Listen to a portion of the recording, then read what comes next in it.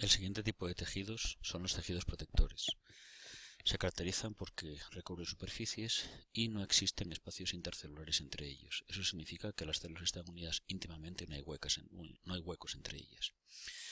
Encontramos varios tipos distintos de tejidos protectores.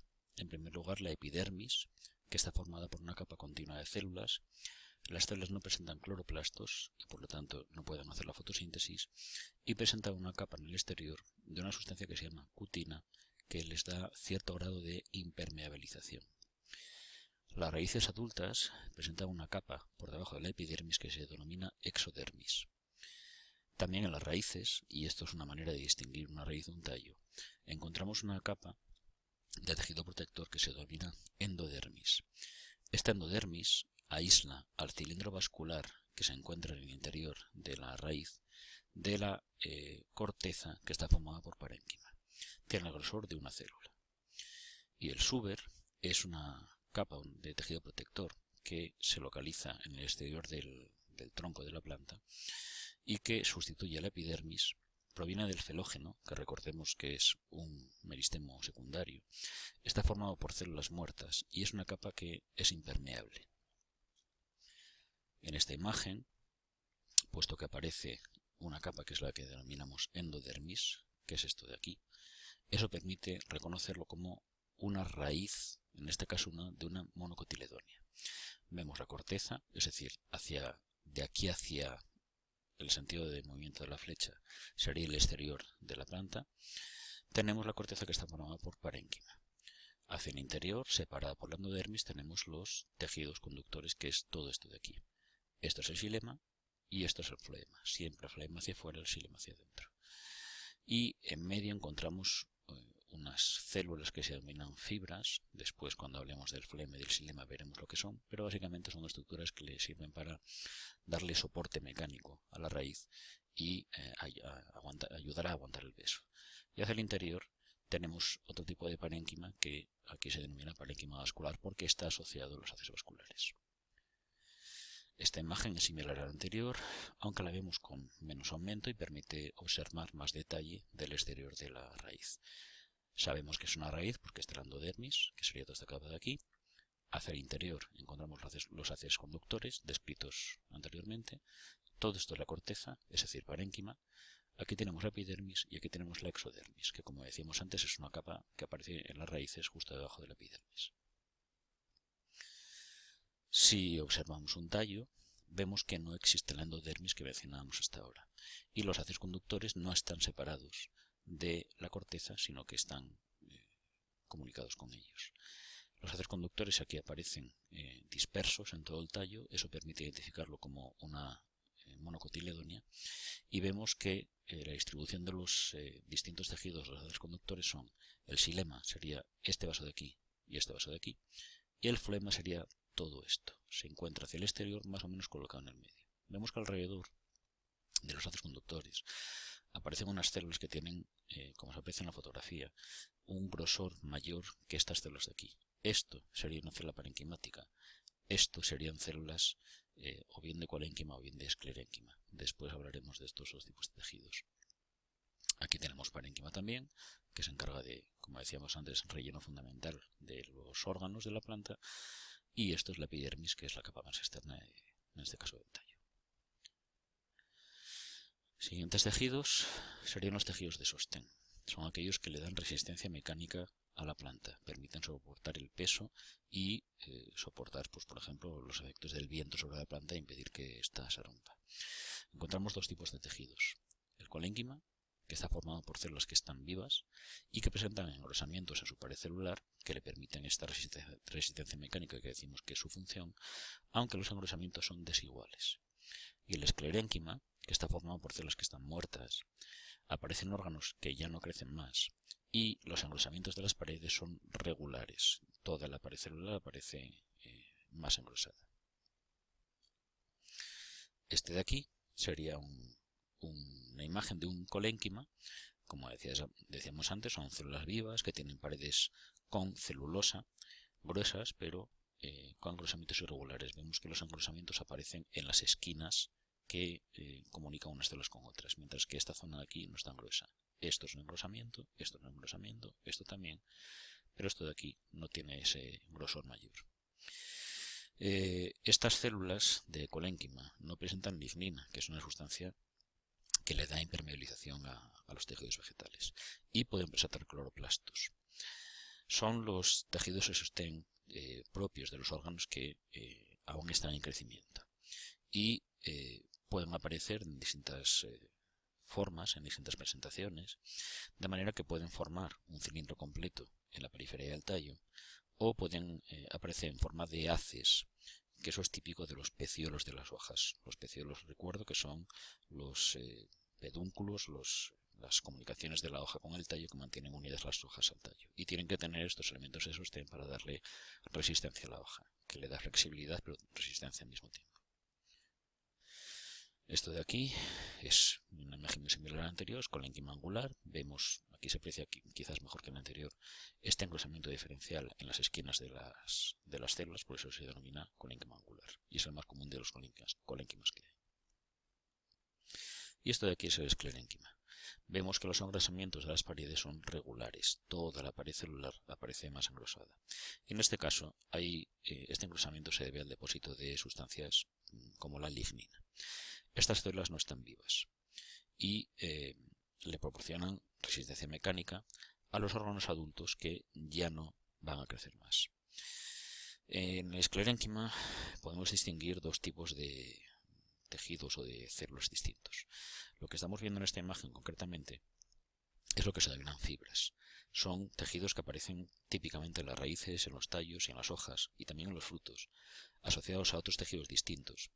Y pueden formar, por ejemplo, vainas alrededor de los haces vasculares de floema y de xilema, y eso les sirve para otorgarle resistencia mecánica a estos tejidos que quizás sean los más importantes de la planta porque son los encargados del transporte de sustancias a lo largo de la planta, de lo que se denomina la savia, o bien bruta o bien elaborada. En plantas como por ejemplo el lino, el yute o el cáñamo, que tienen mucha importancia económica, forman las fibras que se pueden utilizar para elaborar tejidos con estas fibras. Esta otra imagen de aquí presenta lo que se denominan células pétreas o esclereidas, que es esto de aquí. Son células que están muy lignificadas y tienen formas muy variadas. Esto de aquí son las células pétreas típicas, propiamente dichas, y que aparecen, por ejemplo, en la pulpa de las peras. Las peras, cuando las comemos, a veces notamos que tienen una especie de arenilla, unas estructuras que son duras a la hora de masticarlo, y son esto de aquí, son células pétreas, son células pertenecientes al esclerénquima y que aparecen intercaladas entre los otros tejidos que forman la pera. Y esto de aquí serían las tricoesclereidas. Esto de aquí, trico quiere decir, viene de tricoma, que es pelo, y esta forma de aquí es parecida a la que tiene un pelo vegetal, y son las tricoesclereidas de las hojas de las plantas que les sirven también para darle cierta resistencia. Las hojas tienen que tener, como decíamos antes, flexibilidad, pero también resistencia mecánica. Finalmente, tenemos los tejidos conductores, que, como decíamos antes, se encargan de transportar las sustancias por el interior de la planta, y distinguimos dos tipos de tejidos. El xilema, que es este de aquí, es el que se encarga de transportar la savia bruta. La savia bruta es la mezcla de agua con nutrientes, que son las sales minerales, que las plantas toman del suelo, se absorben a través de las raíces y tienen que llegar a través de estos vasos de xilema hasta las hojas para que allí sean convertidos a través del metabolismo fotosintético en sustancias nutritivas para las plantas, o mejor dicho, sustancias orgánicas fabricadas a través de la fotosíntesis. El xilema distinguimos dos tipos también. Hay xilema primario y xilema secundario. Primario es aquel que aparece en los órganos o en las plantas que tienen crecimiento primario, es decir, que tienen un año. Secundario cuando tiene más de un año. Normalmente encontramos este tipo de tejido del xilema cuando presentan leño, es decir, cuando tienen más de un año. Encontramos tejidos propios del esclerénquima, encontramos parénquima y encontramos elementos conductores, todo ello formando los haces conductores. Por otro lado tenemos el floema, que es el que se encarga de transportar la savia elaborada. La savia elaborada sería la mezcla de sustancias producidas en la fotosíntesis, en las hojas, generalmente en todas las partes verdes de la planta, pero bueno, principalmente en las hojas. Es decir, es agua con sustancias orgánicas. Igual que en el caso anterior, hay flema primario y flema secundario. Y hay varios tipos celulares incluidos dentro del flema. Tenemos por un lado los elementos cribosos, que son células que están muertas. Tenemos células acompañantes que van unidas a estos elementos cribosos, que en este caso son células que están vivas. Y de forma similar a lo que ocurría con el xilema que describimos anteriormente, encontramos también células parenquimáticas y esclerénquima asociados a las células de flema.